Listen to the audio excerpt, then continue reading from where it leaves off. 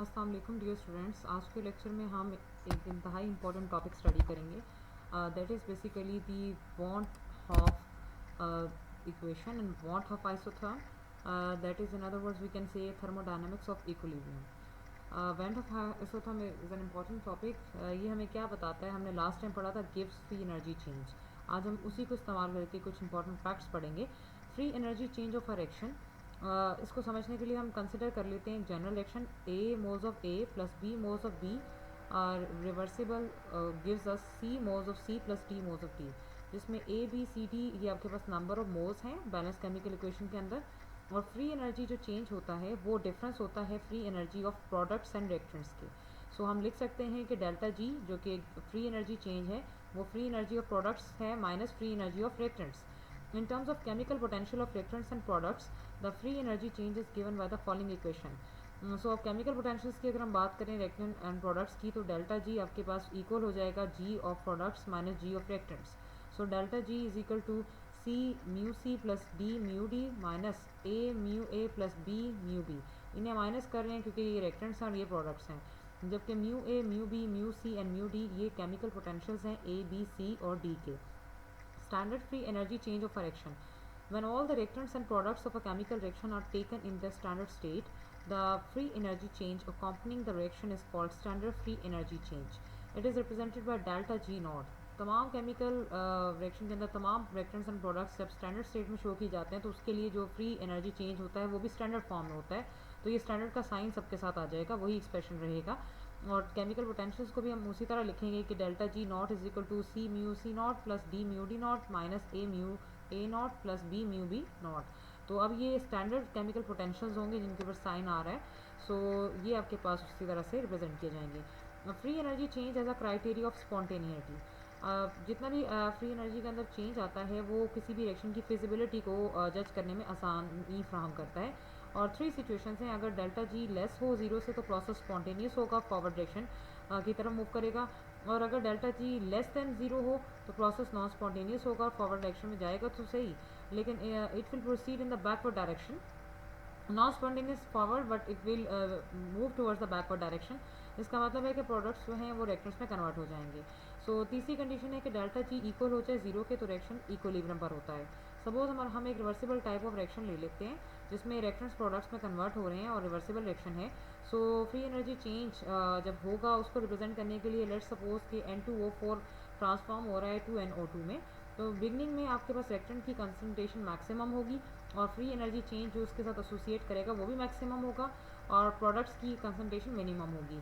अब वेरिएशन देखेंगे कुछ टाइम के बाद कि आपके पास फ्री एनर्जी चेंज N2O4 और NO2 versus the extent of reaction at constant temperature and pressure. So जब हम ग्राफ ड्रा करते हैं फ्री एनर्जी और कांस्टेंट टेम्परेचर कंडीशंस के दरमियान, तो हमें ये इस तरह से राइजिंग कर्व मिल रही है, जिसमें हम देख सकते हैं ये पहला पॉइंट ए है, लास्ट पॉइंट बी है और ये सेंटर में पॉइंट सी है। जो पॉइंट ए है उसमें सिर्फ और सिर्फ रिएक्टेंट की निशानदेही की गई है, यानी 1 मोल ऑफ N2O4 प्रेजेंट है और ये free energy of the reactant को रिप्रेजेंट कर रहा है। इसी तरह बी पॉइंट पर आए तो सर ये 2 मोल्स ऑफ NO2 को रिप्रेजेंट कर रहा है और आपके पास standard free energy of product है, ये रिएक्टेंट है ये प्रोडक्ट है। पॉइंट सी वो पॉइंट है जो इक्विलिब्रियम स्टेट को रिप्रेजेंट कर रहा है, जहाँ 16.6% N2O4 और 83.45% ऑलमोस्ट NO2 मौजूद है और दोनों एक साथ सिस्टम में मौजूद हैं। इस पॉइंट पर हम कह सकते हैं कि डेल्टा जी जीरो है। तो difference between the standard free energy of the product which is at point B and the standard free energy of the reactant at point A, इन दोनों का डिफरेंस ले लें तो आप ये गैप देख सकते हैं जो कि प्लस 5.40 किलो जॉल को रिप्रेजेंट कर रहा है। तो free energy of the equilibrium mixture point C is 0.84 और अगर इसी पॉइंट से आप जो पॉइंट सी इक्विलिब्रियम मिक्सचर का देखें अगर फैक्ट, तो वो 0.84 किलो जॉल होता है जो लोअर है हमारे पॉइंट ए से। ये रिप्रेजेंट करता है कि जब 1 मोल ऑफ N2O4 आपके पास इक्विलिब्रियम मिक्सचर में चेंज होगा तो value of delta G not minus में कन्वर्ट हो जाएगी, यानी minus 0.84 kilo जॉल। So 2 moles of NO2 अगर आपके पास इक्विलिब्रियम मिक्सचर में चेंज होगा तो वो भी आपके पास वैल्यू 5.4 किलो जॉल में कन्वर्ट हो जाती है। दोनों केसेस में आपके पास डेल्टा जी नेगेटिव हो जाता है और प्रोसेस स्पॉन्टेनियस रहेगा। तो हमने फर्स्ट केस में देखा। अब थ्री सिचुएशंस हैं, ये थ्री रिलेशंस हैं जो डिटर्मिन करते हैं free energy change of reactions को। Number 1 delta G not is equal to delta H not minus D delta S not. ये रिलेशनशिप है स्टैंडर्ड फ्री एनर्जी चेंज का with standard enthalpy and entropy change. Heat of friction delta H not अगर आपको मालूम करना है तो वो आप एक्सपेरिमेंटली करेंगे। एंट्रोपी चेंज हम कैलकुलेट करते हैं absolute entropies of the reactant products by using this relation delta S not is equal to summation of S not product minus summation of S not reactant. So इस तरह से हम ये मालूम कर सकते हैं एक पहला रिलेशन का फ़ायदा। Second, delta G not is equal to minus R T L N K p, या हम इसे कहते हैं delta G not is equal to R T minus R T L N K C. यानी ये इक्वेशन हमें बताती है इक्विलिब्रियम कांस्टेंट का और स्टैंडर्ड फ्री एनर्जी का चेंज आपस में। अगर आपको के पी या के सी दोनों की वैल्यू जाननी है तो हमारे लिए स्टैंडर्ड फ्री एनर्जी चेंज को कैलकुलेट करना होगा, जो हम ऊपर वाले रिलेशन से निकाल कर सकते हैं। तीसरी चीज़ है G delta G not is equal to summation of delta F G not product minus summation of delta F G not reactants. Standard free energy of formation, इसका मतलब है कि आपके पास फ्री एनर्जी चेंज जो एक रिएक्शन में हो रहा है और एक सब्सटेंस को उसकी स्टैंडर्ड स्टेट से उठा के एलिमेंट्स में कन्वर्ट कर रहा है, यानी in standard state is form from its elements. तो हमारे पास ऐसी स्टेज को फॉर्मेशन कहते हैं, और फ्री एनर्जी ऑफ फॉर्मेशन किसी भी एलिमेंट की स्टैंडर्ड स्टेट में अगर ली जाए तो वो ज़ीरो होती है।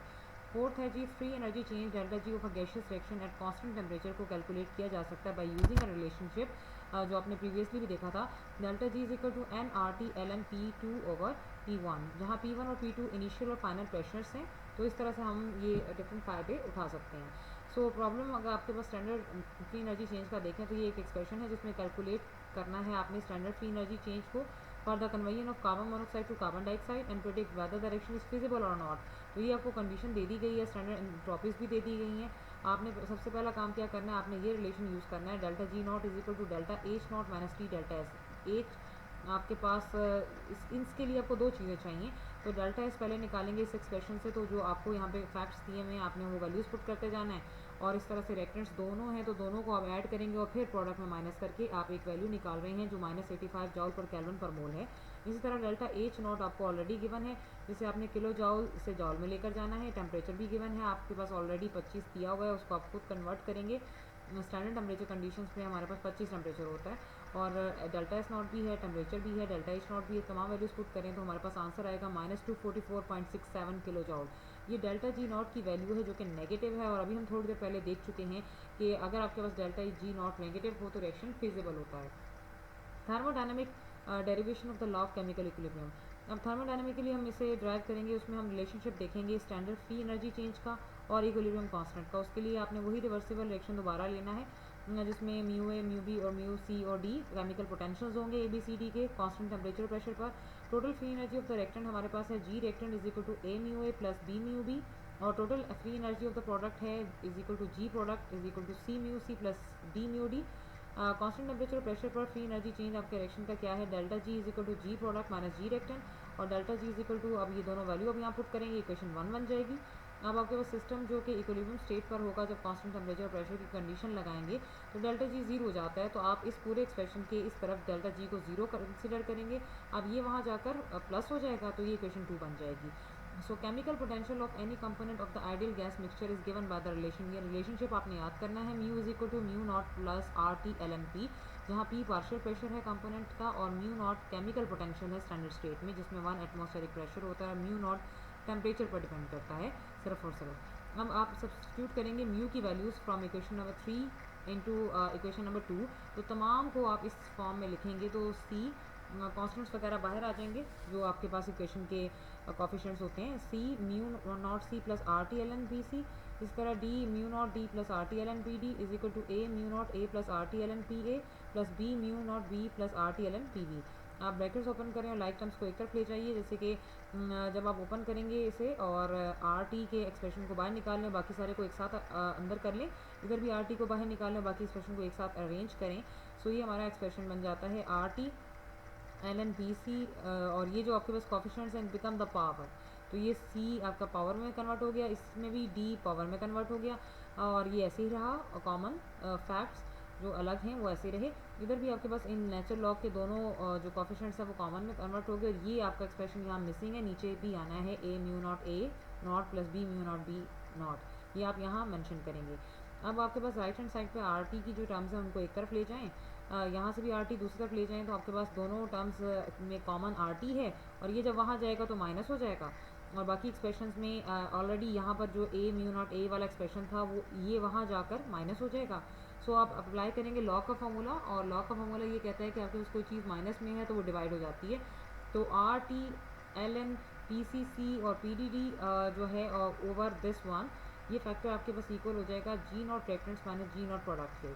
सो आप इक्वेशन को रीअरेंज करें तो जी नॉट रिएक्टेंट और प्रोडक्ट का जो डिफरेंस होता है वो आपके पास ये आपके पास प्रोडक्ट पहले आ जाएंगे, रिएक्टेंट बाद में आ जाएंगे, तो ये माइनस डेल्टा जी नॉट के इक्वल होता है। अब इन कंडीशंस को जब आप ऊपर अप्लाई करते हैं तो ये natural of p C C p D D over p B A minus delta G naught over R T के इक्वल आ जाता है, क्योंकि आर टी आप इस तरफ ले जाएंगे नीचे तो डिवाइड हो जाएगा। ये एक्सप्रेशन क्योंकि कांस्टेंट के इक्वल है जो कि के पी है, तो आप यहाँ के पी पुट करेंगे तो डेल्टा जी नॉट यहीं पर रहेगा और ये वहाँ पर जाकर minus R T L N K p के इक्वल आ जाता है। अब हम देखिए इक्वेशन नंबर हमारे पास 4 है। मोलर कंसंट्रेशन अगर आपके पास पार्शियल प्रेशर में ली जा रही है और केमिकल आपके पास पोटेंशियल इक्वेशन नंबर 3 के अकॉर्डिंग जो आपने देखा उसे हम एक्सप्रेस कर सकते हैं mu mu naught R T L n C, वहाँ प्रेशर की टर्म्स में था, अब हमने इसे कंसंट्रेशन की टर्म्स में कंसिडर किया है molar concentration. So C molar concentration है गिवन कंपोनेंट का इन द रिएक्शन में मिक्सचर, और म्यू नॉट था आपके पास chemical potential of the substance in the standard state. तो अगर वही कंसंट्रेशन अगर कंसंट्रेशन की टर्म्स को ओपन कर लें तो ये के सी के इक्वल हो जाता है। अब ये सारी कंसंट्रेशन के सी के इक्वल हो जाएंगी, तो वही रिलेशन आपके पास जो आपने अभी देखा वो delta G not is equal to minus R T L N K C के इक्वल हो जाएगा। सो इसी तरह अगर ये एक्सप्रेशन आपने एक्टिविटीज़ की टर्म में लेना है तो आप नेचुरल लॉग पी या सी की बजाय यहाँ नेचुरल लॉग ए लेंगे, और ए एक्टिविटी ऑफ द कंपोनेंट है और म्यू नॉट डिपेंड करता है टेम्परेचर और प्रेशर पर। तो अब ये सारा कंसंट्रेशन की टर्म को आप एक्टिविटी से रिप्लेस कर देंगे, A stands for activity here. So ये एक्सप्रेशन के ए के इक्वल आ जाएगा, तो delta G not is equal to minus R T L N K A. So delta G not हमारे पास स्टैंडर्ड गिव्स एनर्जी चेंज जो है हमें के पी के सी के ए तमाम फैक्टर्स बताता है, और अगर किसी रिएक्शन में के पी और के सी बराबर हों तो number of moles and reactants के प्रोडक्ट्स और number of moles of reactants वो इक्वल होते हैं। सो हमारे पास डिफरेंट इक्वेशंस को हम इस तरह से सॉर्ट आउट कर सकते हैं by using all the relationships. Sample problem में आपको के पी की वैल्यू मालूम करने फॉर द दी हुई है 1.06 इंटू 10⁵ एट 25, और ये कंडीशन पे आपको standard free energy change calculate करना है। तो ये अभी आपने कंडीशन देखी, तो यहाँ पे आप delta G not is equal to minus R T L N K p put करेंगे, और आर की वैल्यू पहले ही पता है आपको, टेम्परेचर भी आप पुट करेंगे जो यहाँ पे कंडीशंस ऑलरेडी हैं 25 की, आर की वैल्यू भी अंडरस्टैंडेबल है और के पी की वैल्यू इसमें ऑलरेडी दे दी है। सब पुट करने के बाद minus 28.674 kilo जॉल is the answer here. Next is the very important equation, Clapeyron equation. हम ये जानते हैं कि टेम्परेचर जब भी हम किसी सिस्टम का चेंज करते हैं तो इक्विलिब्रियम आपके पास present in the two phases वो इफेक्ट हो जाता है। सपोज अगर आप मेल्टिंग सब्सटेंस है आपके पास और आप चेंज उस पर टेम्परेचर का इफेक्ट अप्लाई करते हैं, तो मेल्टिंग सब्सटेंस जो है वो इक्विलिब्रियम पोजीशन के साथ चेंज होता है जब आप टेम्परेचर चेंज करते हैं। इसी तरह किसी भी लिक्विड की वेपर फेज भी चेंज होती है जब आप टेम्परेचर को चेंज करते हैं। नाउ हम इसी कंडीशन को मैथमेटिकली अप्लाई करेंगे। सो जब एक सिस्टम इक्विलिब्रियम पर होता है तो free energy change accompanying the process is zero, और हम डेल्टा जी को ज़ीरो लेते हैं। और जब आपके पास प्रेशर और टेम्परेचर को आप चेंज करते हैं किसी भी सिस्टम पर, तो फ्री एनर्जी चेंज हमारे पास अकॉर्डिंग टू दैट इक्वेशन होता है D G is equal to V T P minus S T T, equation number 1। Suppose हमारे पास एक सिस्टम है जिसमें दो फेजेस हैं और दोनों फेजेस इक्विलिब्रियम पर हैं एक खास टेम्परेचर और प्रेशर पर, और suppose free energy of the phase ए जो है वो G1 है और फेज़ 2 जो B है वो G2 है, और आप टेम्परेचर चेंज कर देते हैं। और चेंज कैसे करते हैं कि T से टेम्परेचर चेंज किया तो T प्लस डी टी हो गया, इसी तरह प्रेशर चेंज किया P से जो है P प्लस डी पी हो गया। इन चेंजेस के साथ अब आपके पास वही फेज़ नहीं रहेगी, फेज़ में चेंज आ जाएगा। अब हम ए फेज़ को कह रहे हैं कि G1 प्लस DG1 चेंज के साथ, और फेज़ बी को कह रहे हैं G2 प्लस DG2 फेज़ के साथ चेंज आ रहा है जो हमारे टेम्परेचर और प्रेशर चेंज करने पर आया। अगर हम इक्वेशन 1 को दोनों फेजेस पर अप्लाई करें तो DG1 is equal to V1 DP minus S1 DT, equation number 2 for phase 1, और फेज़ 2 के लिए DG2 is equal to V2 DP minus S2 DT for phase 2, equation 3। V1 molar volume of a substance phase A है और V2 phase B के लिए है। इस तरह S1 और S2 मोलर एंट्रोपीज हैं फेज़ ए और बी की। जब आप फेज़ ए इक्विलिब्रियम में होता है फेज़ बी के साथ, तो DG ज़ीरो है, तो G2 माइनस G1 आपके पास ज़ीरो के इक्वल हो जाता है। और जब टेम्परेचर चेंज होगा DT और प्रेशर चेंज होगा DP के साथ, तो G2 प्लस, अब आप G2 की वैल्यू ऊपर से पुट करेंगे, G2 plus DG2 minus G1 DG1 that is equal to 0 और G2 माइनस G1 0 के इक्वल है। इसी तरह DG2 माइनस DG1 भी 0 के इक्वल होगा। तो हम कह सकते हैं कि DG1 और ये माइनस उधर चला जाएगा तो प्लस हो जाएगा, तो DG2 is equal to DG1 के इक्वल हो सकता है। तो ये इक्वेशन नंबर 4 बनेगी। अब आप DG1 और DG की वैल्यूज 2 और 3 इक्वेशन से 4 में पुट करेंगे तो यहाँ पर DG2 की वैल्यू पुट हो जाएगी V2 DP minus S2 DP और that is equal to DG1 की value V1 DP minus S1 DT। So आप रीअरेंज करें, इनमें कॉमन ले लें, ये V1 DP की वैल्यू इसके साथ ले आएँ और S2 DP की वैल्यू वहाँ ले जाएं तो दोनों में कॉमन आएगा V2 minus V1 DP is equal to S2 minus S1 DP। तो अब आपके पास V2 minus V1 is equal to delta V और S2 माइनस S1 को हम डेल्टा S कह सकते हैं। तो वही एक्सप्रेशन आप सही करें तो delta V DP is equal to delta S DT के इक्वल आएगा। सो यहाँ पर DP और वहाँ से DT इधर नीचे ले आए तो ये delta S over delta V आ जाता है। That is equation 5। Delta S जो है वो मोलर एंट्रोपी चेंज है जब फेज़ A चेंज होती है फेज़ B में, और अगर ये चेंज एक खास टेम्परेचर पर हो तो delta S is equal to delta H over T कहलाएगा। That is equation 6। ये वो टेम्परेचर है जिस पे आपके पास चेंज टेक प्लेस होता है and it is the melting point of the substance या boiling point of the substance. In both cases delta H जो है वो लेटेंट हीट ऑफ ट्रांसफॉर्मेशन है, एक फेज से दूसरे फेज में बदलने का नाम। अगर आप इक्वेशन नंबर 6 को 5 में पुट कर देते हैं तो D P over D T is equal to delta H over T delta V आ जाता है। दैट इज इक्वेशन 7 और ये हमें बताती है rate of change of vapour pressure with respect to temperature in terms of transformation. So delta H temperature change of the phase T and the change of the volume. आप change of the phase देख रहे हैं, volume देख रहे हैं। तो ये equation हमारे पास क्लैप्रियन ने 1934 में फर्स्ट ऑफ ऑल ड्राइव की और इसीलिए इसे क्लैप्रियन इक्वेशन भी कहा जाता है। इसकी एप्लीकेशन है कि हम इसमें तमाम फिजिकल इक्विलिब्रियल, मेल्टिंग, वेपराइजेशन, सब्लिमेशन पर ये अप्लाई कर सकते हैं जिसमें फेज चेंजेस होते हैं। तो क्लैप्रियन इक्वेशन एंड मेल्टिंग इक्विलिब्रियम, जब एक सॉलिड और लिक्विड इक्विलिब्रियम में होता है एट इट्स मेल्टिंग पॉइंट तो क्या कंडीशन आती है, delta H is equal to delta H M और टेम्परेचर आपके पास टी एम के इक्वल हो जाता है। डेल्टा एच एम जो है लेटेंट हीट ऑफ मेल्टिंग है और टी एम है melting point of the substance. Equation 7 को आप मॉडिफाई करें तो आपके पास D P over D T is equal to delta H M over T M delta V और डेल्टा वी आपके पास V liquid minus V solid के इक्वल होगा, यानी V L molar volume of the liquid और V S molar volume of the solid. तो expression हमारे पास बनेगा D P over D T is equal to delta H M over T M V L minus V S, जो equation 8 है। और ये हमें ये बताती है कि rate of change of vapour pressure with respect to temperature. इस इक्वेशन को फर्दर मॉडिफाई करें तो D T over D P इसको रिवर्स कर दें तो आपके पास D T over D P आ जाएगा और दूसरी तरफ भी T M V L minus V S over delta H M आ जाएगा। तो ये हमें बताएगा कि melting point with respect to pressure क्या इफेक्ट देता है। क्लॉजेस क्लैप्रियन इक्वेशन में फर्दर हम इसकी डेरिवेशन की तरफ चलते हैं। सपोज हमारे पास 1 मोल ऑफ लिक्विड है और वो 1 mole of vapour of the same liquid के इक्विलिब्रियम में है। सो क्लैप्रियन इक्वेशन जो है वो कैसे लिखी जाएगी, D P over D T is equal to delta H V लेंगे अब आप over T B V minus V R. That is equation number 6 और इसमें टी बी जो है बॉइलिंग पॉइंट ऑफ लिक्विड है, V L molar volume of liquid है, V molar volume of vapour है और delta H V latent heat of vaporisation है, क्योंकि यहाँ हम लिक्विड और वेपर को कंसिडर कर रहे हैं। सो इक्वेशन नंबर जो 10 है इसको आप कंसिडर करें तो volume of 1 mole of liquid is very very small as compare to volume of 1 mole of vapour. So हम इस वी एल को इग्नोर कर देंगे डिनोमिनेटर में, क्योंकि स्मॉल होने की वजह से इसकी जो है यहाँ पे इसको नेग्लेक्ट कर दिया जाएगा। तो D P over D T delta H V over V V T, V L minus हो गया तो वी वी आपके पास टी आ जाता है। T boiling point of the liquid है और एज्यूम करें कि vapours of the liquid are behaving like an ideal gas, तो P V V is equal to R T और वी वी यहाँ से निकालें तो आर टी ओवर वी। अब इस इक्वेशन को ऊपर पुट कर लें तो आपके पास बनेगा expression D P over D T is equal to delta H V over R T square P. So ये एक्सप्रेशन जब ऊपर आप करेंगे तो ये एक्सप्रेशन आ जाएगा। रीअरेंज करें तो आपके पास पी वहाँ ले जाएं तो 1 over P D P over D T is equal to delta H V over R T square. Left hand side equation को अगर आप सही करें तो ये नेचुरल लॉ के इक्वल आ जाती है, D l N P over D T is equal to delta H V over R T square. That is equation number 12। This equation number 12 is the rate of change of log of vapor pressure of the liquid with respect to the temperature and this is in terms of vaporization of the liquid.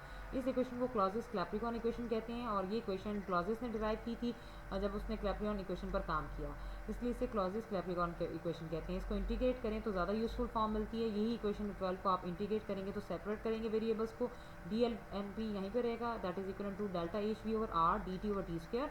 अब आप integrate करेंगे T1 और T2 temperature के साथ और P1 और P2 pressure के साथ, तो बी नेचुरल ऑफ P के साथ P1 और P2 का साइन आ जाएगा इंटीग्रेशन के साथ। डेल्टा एच वी और आर कांस्टेंट है बाहर आ जाएंगे, D T over T square के साथ आपके पास T1 और T2 का इंटीग्रेशन साइन आएगा। जब आप इंटीग्रेट करेंगे तो D T over T square minus one over T के इक्वल आता है और डी एल एन पी के अब नेचुरल ऑफ पी के इक्वल आता है। तो ये पुट करें और दोनों वेरिएबल्स को वन बाय वन पुट करें तो l n natural of P two minus natural of T one is equal to delta H V over R one over T one minus one over T two. तो ये आपके पास बनेगा natural of P two over P one is equal to delta H V over R. और यहाँ पे जब denominator ये आप एलसीएम लेंगे तो टी वन टी टू ऊपर आ जाएगा आपके पास T two minus T one. तो ये क्वेश्चन नंबर जो 13 है हमें हीट ऑफ वेपराइजेशन के बारे में बताती है, कैलकुलेट करने के बारे में। अगर हमें दो वेपर प्रेशर्स और दो टेम्परेचर्स पता हैं तो हम ये निकाल सकते हैं। So sample problem number 5.12 vapour pressure of a liquid at 85 degree centigrade and 96 degree centigrade are 560 torr and 650 torr. Calculate delta H P of a liquid at this temperature range. तो temperature दोनों दे दिए, pressure भी दोनों दे दिए, N की value आपको पता है, यही आपने वैल्यू पुट करनी है। इसमें तमाम फैक्ट्स लगाएंगे आप और डायरेक्ट आपके पास आ जाएगा 15 किलो जॉल पर मोल आंसर। एप्लीकेशन क्या है क्लॉजेस कैप्रिकॉर्न इक्वेशन की बहुत सारी हैं। Number 1 if we know the delta H P of liquid हमें पता है तो हम किसी भी पर्टिकुलर टेम्परेचर पर वेपर प्रेशर कैलकुलेट कर सकते हैं अगर हमें दूसरे का पता है। द सेकंड चीज़ the latent heat of vaporisation delta H P भी कैलकुलेट की जा सकती है अगर हमें दो टेम्परेचर और दो वेपर प्रेशर पता है। तीसरी चीज़ अगर हमारे पास बॉइलिंग पॉइंट ऑफ लिक्विड एक खास प्रेशर पर हमें नोन है तो हम boiling point of the liquid at another pressure हम मालूम कर सकते हैं। इसके अलावा we can use a Clausius Capricorn equation to understand the depression in freezing point as a colligated property और एलिवेशन को भी हम मालूम कर सकते हैं। कंपैरिजन करें वेंट ऑफ आइसोकोर का और क्लॉजेस कैप्रिकॉर्न इक्वेशन का तो ये इक्वेशन जो है हमें कन्वे करती है the idea that the rate of change of log of equilibrium constant with temperature is directly proportional to the delta H value of direction and inversely proportional to the square of the absolute temperature. Remember that the Clausius-Capricorn equation is a special case of Van Hoff isochore. जब एक solid और liquid equilibrium में होते हैं with its own vapours तो both cases में Kp is equal to vapour pressure of the pressure system के equal होता है। तो इक्वेशन नंबर 12 को हम वेपर प्रेशर से भी रिप्लेस कर सकते हैं। The change in enthalpy which is associated with the vaporisation of a substance at a constant pressure is the heat of vaporisation, जिसे आप एल बी लेते हैं और सब्लिमेशन के लिए आप एल एस लेते हैं। जब हम सब्सटीट्यूशंस करते हैं तो वेंट ऑफ आइसोकोर और क्लॉजेस कैप्रिकॉर्न इक्वेशन आइडेंटिकल हो जाती हैं। So both equation become applicable to liquid vapour and solid vapour phase equilibria. लेकिन जहन में रहे कि van't Hoff equation in the form of Clausius Capricorn equation can not be applied to solid liquid equilibria. उसकी वजह यह है कि external pressure can not be recorded as a equilibrium constant for the melting process. कि हम external pressure को consider नहीं करते as a equilibrium constant for the melting process, इसीलिए हम सॉलिड इक्विलिब्रिया पर ये कंडीशन अप्लाई नहीं करते। This is all about the van't Hoff isochore and the Clausius Clapeyron equation which is very important. Best of luck.